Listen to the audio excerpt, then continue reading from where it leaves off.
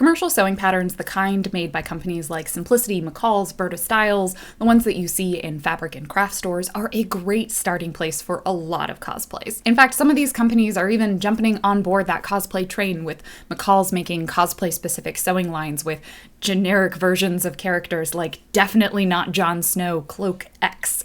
But even if there isn't a commercial pattern that's specific to the character or cosplay that you're trying to make, often the existing patterns that are already out there are a great place to start and work from and modify for your cosplay. The first step is picking your pattern. When looking at your pattern and picking it, try to find one with seams that are placed sort of similarly and a fit which is close to the final fit that you want to get in your garment. I always suggest erring on the side of a pattern that is a lot simpler, because it's easier to add complexity into something than to take complexity out of an existing pattern already. Certain things are really easy to modify, like making hems longer or changing necklines, so generally speaking, you don't need to worry too much about those things being exactly what you want in your final design. Once you have your pattern selected, you're going to need to make sure that you get the correct size of the pattern. So make sure you come prepared with your own measurements, and if you need to know how to take your own measurements, I have a video on that topic as well. Compare your measurements to the measurements on the pattern. Normally these are going to be on the back of the envelope or listed online in a size chart. If you can find it, try to find the finished garment measurements,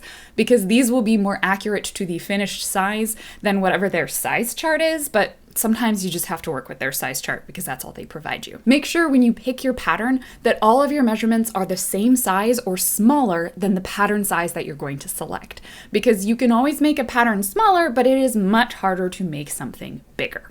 Then when you buy your pattern, make sure you buy the pattern envelope which has the sizes that you need. You'll find a lot of patterns are split into multiple sizes, so like you might find 8 to 14 in one and 16 to 20 in the other. So just make sure the pattern envelope that you purchase contains the sizes that you're going to need. Inside your envelope, you're going to find a set of instructions and a bunch of pattern pieces. The instructions will often repeat some of the information that's on the back of the envelope, as well as include all of the pattern pieces that you're going to need for the version of the garment that you're going to make. Most commercial patterns will have a couple of different variations, like different necks, lengths, colorways, and so you'll want to make sure you pick the pieces that correspond to the version you're going to make. The instructions included in the pattern walk you through step by step how you're going to make the pattern, and include diagrams and visuals as well. I suggest that you read through all of the instructions in the envelope before you do anything. Go over the terms, make sure you understand what the pattern is asking you to do, because that will help prevent you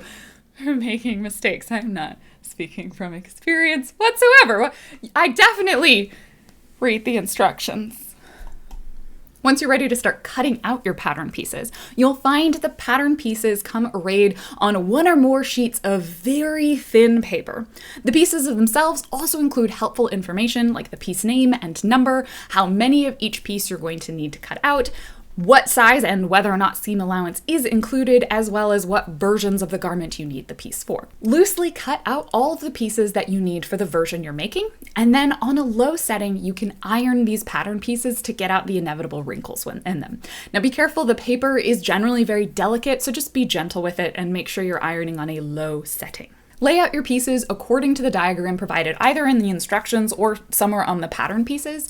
Be sure that the grain arrow on the pattern pieces aligns to the grain of your fabric, so you don't get weird, wonky stretching pieces. And if the direction of the stretch matters for your garment, make sure you also follow those guidelines as well. Cut out your pieces along the line that corresponds to the size you want. They're normally indicated by varying kinds of dots and dashes. Most patterns will also have alignment notches at various places along each of the pieces. When you're cutting them out, you'll want to transfer these notches onto your final fabric pieces. So all you need to do is cut a little triangle in the opposite direction. So don't cut into the pattern piece, cut away from the pattern piece. A little triangle that aligns with the center of the notch. These will now be your notches on the pattern pieces to help you line up and match your pieces more easily. After you cut out the pieces, you'll also want to transfer any other important information like sewing guidelines, other marks, other seams and hems, anything that seems important that you'll want to have on the piece themselves, as well as the name and the number of the pieces. You can do this using tailor's chalk or whatever other fabric marker you prefer to use. After that, it's just a matter of following the directions and assembling your garment. I do recommend, if you are uncertain, to make a mock-up of your garment in a cheaper, non-final fabric, and then do a test fit. If you want to see a video in which I show you how to fit a mock-up, you can check that out somewhere on the screen. I do recommend doing that so you don't waste your nice expensive fabric, and you can also get a better fit than a lot of commercial patterns will provide, because they're kind of assembled for like a generic human being that doesn't really exist. Thank you so much for watching, and I hope you find this video helpful as you get started on your next cosplay project. For more cosplay tutorials and information, don't forget to subscribe and also hit that like button on the video. And be sure to check out my website for other cosplay patterns and tutorials.